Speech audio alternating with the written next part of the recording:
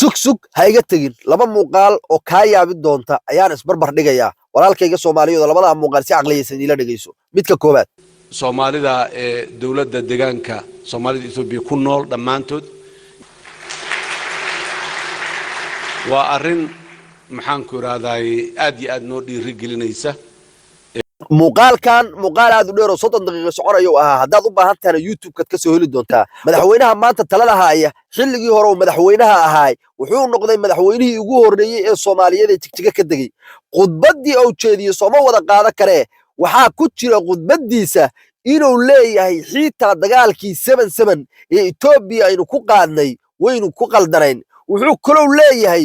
Itoobiya annaga waxa nagu laababiyay in cadawga naga tahay laakiin cadawganaga maahan waa dad aynu darisno walaalnahay sidaasna wuxuu ku aqoonsaday maamulka jigjiga la yiraahdo 7 sano kadib muuqaal uu soo duubay ila dhageysa asagana cid awood u leh dalka Soomaaliya cad kamida inay bixisahay ma jirto awooyaasheena diiday aabayaasheena diiday hooyooyinkeena iyo ayeesheena diiday annaga intaan nooleen hadda diidnay sinna suurtagal kuma aha kana wuxuu ku leeyahay Itoobiya annaga dhul bay naga haysataa shalana wuxuu lahay jigjiga waynu ku qaldanayn inaan weerarno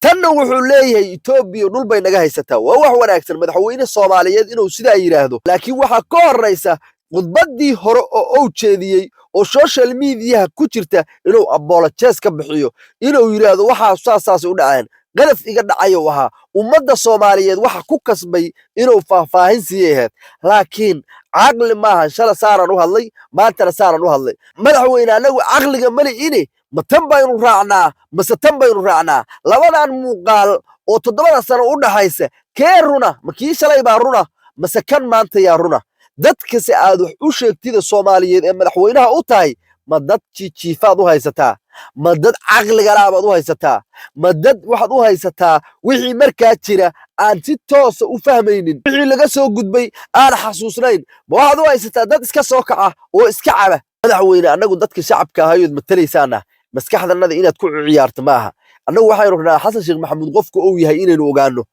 markaas aynu ku taageeri karnaa kuna macaaradi karnaa laakiin markaad maanta been noo sheegto oo bari been noo sheegto oo saadamba noo sheegto sideen kugu aaminaynaa sideynu ku aaminaynaa waxaad sheegaysaa inay run tahay aynu ka dhageysana bishii Agoosto hadalla qalbiyadanada soo jiita waynu kugu taageernay meelay dhageysta kuwaasna 5 bilood soo socota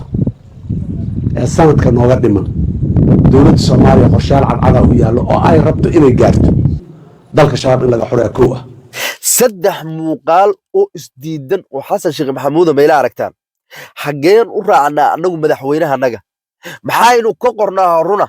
maxaynu ka qornaa beena Soomaaliin kasta wixii shacabku doonayaan oo qalbiyadoodu rabaan oo beena uu noo sheega madaxweyne soo kiima ahayn qowlkiisa ka rumay jiray madaxweyne Soomaaliya qowlka uu sheego si uu u rumeeyo kii malaayiin qof dil jiray madaxweynuhu Soomaaliya kii qowlkiisu inuu sanbeebin wax kasta u sameey jiray madaxweyne Soomaaliya kii qowlkiisu duu soo waayis asili jiray hageena ku raacnaa adeero war adeer Xasan wageen ku raacnaa warina ku taageernaa rabnaa warina ku raacnaa rabnaa warina Soomaalinimo kula doonaa rabnaa laakiin hagee kuuga hagaagnaa dadku meelina ka xiriireen u moodaan kumanaan waxaa jirta dawladda federaalka si qalbiyana u taageersan hadduu been sheego hadduu run sheego wax alla wuxuu sheegaba maalinta qoraya wixii la soo dhaafay aan baxasuusan wuxuu maanta sheegayo bas un bay qorayaan saddexda qodob oo madaxweynuhu ka dhawaajiyay hal qodob xitaa kala bar laba geen xitaa hal qodob dhankiisa looma dhaqaaqin war adinkan taladan idin dhiibayaa sidaan anigu u yaabay ma iila yaabantiin mase dhag la qabtay ma lihidin haddaad qof aqli la tahay Soomaalinimaduna ay dhabka tahay oo aadan qabiil wax ku taageerin Soomaalinimo ku taageerto qofkaan wax ma ii qabtay wax ma ii qabanaya qof ku taageeraya haddaad dawlad raba haddaad tahay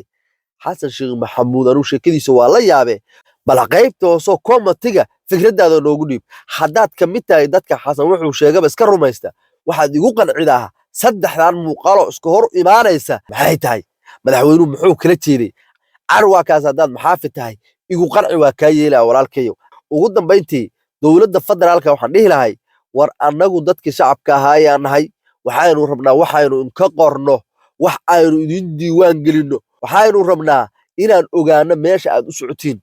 waxa aad tihiin inaan ogaanaa rabnaa xasan sheekh maxamuud qof Soomaali intuu soo istaaga maantay sharaxi karaa ma jiro sababtoo wixiiso dhanba waa been intaasoo been hadduu sheegay kuwa kaloo dhanna waa been see marka run u sheegay madaxweynaha annaga yaa tahay waxaynu rabnaa annagu inaynu ku taageerno naga iibi dowladnimadaada beenna ha nooga iibina si sax ha nooga iibi aad iyo aad baad mahadsantihiin muuqaalkan hadduu kusoo gaaro oo Soomaalinima kugu jirto sii sheer garay oo dardaaranka dowladda federaalka aan u jeedinayo iga gaarsii xasan ha is dhageysto asagoo ha isla yaabe muuqaalka sheer garay ilaa adeero iga gaarsii bal qolkiisa ugu geey ha yaabo dadku ha ogaado dadku inay wax xasuusan yihiin oo caqli galeen aad iyo aad baad mahadsantihiin